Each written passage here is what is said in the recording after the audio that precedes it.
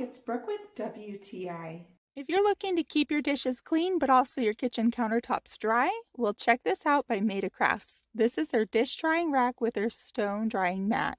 This stone is made out of one of my favorite ingredients, and that is diatomaceous earth. It quickly absorbs the water and dries it, which helps me prevent all that water from pooling and constantly staying wet unless I have to go under and dry it.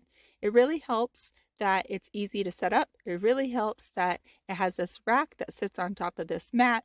It keeps my dishes very organized in the kitchen. I can put a ton of dishes in here. It even has a place for my utensils, and there's drip holes at the bottom so that that can dry.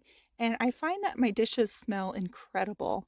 They're able to aerate and dry quickly, but again, it keeps my kitchen practical. It looks beautiful. It has these wooden handles and they're stable, so I can go and lift up the rack.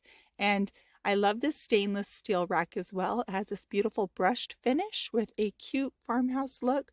I think it's organized looking, it's super functional, and it's a wonderful product. I love this, but that's just my point of view.